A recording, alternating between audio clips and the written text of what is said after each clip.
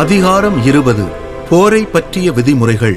நீ உன் பகைவருக்கு எதிராக போருக்கு போகையில் உன்னிடம் உள்ளதை விட மிகுதியான குதிரைகளையும் தேர்களையும் பெரும் படையையும் கண்டால் அவர்களுக்கு அஞ்ச வேண்டாம். ஏனெனில் எகிப்திலிருந்து உன்னை வெளியே கூட்டி வந்த உன் கடவுளாகிய ஆண்டவர் உன்னோடு உள்ளார். நீ போரிட தொடங்கும் முன் குருக்கள் முன்வந்து வீரர்களிடம் கூற வேண்டியது: இஸ்ரவேலே கேள், இன்று நீங்கள் உங்கள் பகைவர்களுக்கு எதிராக போர் புரிய முன்வந்துள்ளீர்கள். உங்கள் இதயம் சோர்ந்து போக வேண்டாம். நீங்கள் அஞ்ச வேண்டாம், கலங்க வேண்டாம், அவர்களை பார்த்து தத்தளிக்கவும் வேண்டாம்.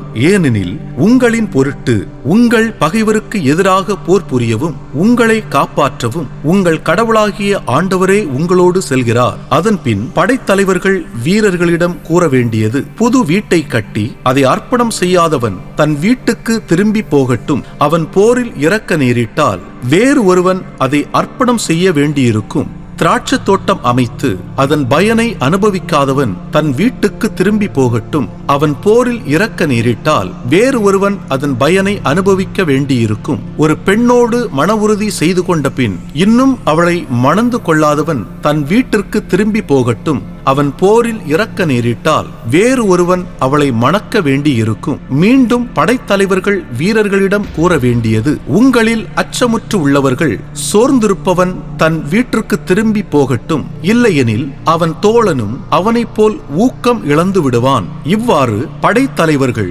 வீரர்களிடம் பேசி முடித்தபின் அவர்களை நடத்தி செல்லும் படை தளபதிகளை நியமிக்கட்டும். ஒரு நகரோடு போரிட நீ அதை நெருங்கும் போது அது சரணடையுமாறு முயற்சி செய். அது சரணடைந்து தன் வாயில்களை உனக்கு திறந்தால் அதிலுள்ள மக்கள் எல்லாரும் உனக்கு அடிமைகளாகி பணிவிடை செய்வார்கள். அது உன்னிடம் சரணடையாது உனக்கு எதிராக போர் தொடுத்தால் நீ அதை முற்றுகையிடு. உன் கடவுளாகிய ஆண்டவர் அதை உன் கையில் ஒப்படைக்கும் போது அதிலுள்ள எல்லா ஆண்களையும் வாளால் கொன்றுவிடு. ஆனால் பெண்களையும் சிறுவர்களையும் ஆடு மாடுகளையும் நகரிலுள்ள அனைத்தையும் உன் கொள்ளை பொருளாக கொள். உன் கடவுளாகிய ஆண்டவர் எதிரியிடமிருந்து உனக்கு கொடுத்துள்ள கொள்ளை பொருள்களை நீ அனுபவிக்கலாம். இந்த நாடுகளை சாராத தொலைவிலுள்ள எல்லா நகர்களுக்கும் அவ்வாறே செய்வாய். ஆனால் இந்த மக்களின் நகர்களை உன் கடவுளாகிய ஆண்டவர் உனக்கு உரிமை சொத்தாக கொடுத்துள்ளதால் அதில் உயிர் வாழும் எதையும் கொல்லாமல் விடாதே. இத்தியர், எமோரியர், கானானியர், பெரிசியர், இவ்வியர், எபூசியர் ஆகிய அனைவரையும் உன் கடவுளாகிய ஆண்டவர் கட்டளையிட்டபடி அழித்தொழிப்பாய். அதனால் தங்கள் தெய்வங்களுக்காக செய்கின்ற அருவருக்கத்தக்கவற்றை உனக்கு கற்றுக் கொடுத்து உன் கடவுளாகிய ஆண்டவருக்கு எதிராக பாவம் செய்ய உன்னை தூண்ட மாட்டார்கள்.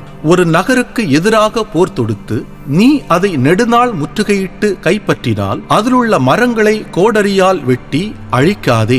நீங்கள் அவற்றின் பழங்களை உண்ணலாம், ஆனால் அவற்றை வெட்டலாகாது.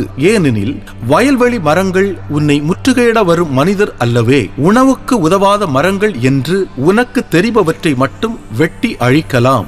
உன்னோடு போர் புரியும் நகருக்கு எதிராக அதை வீழ்த்தும் வரை அவற்றை கொண்டு முற்றுகை கொத்தளங்களை எழுப்பலாம்.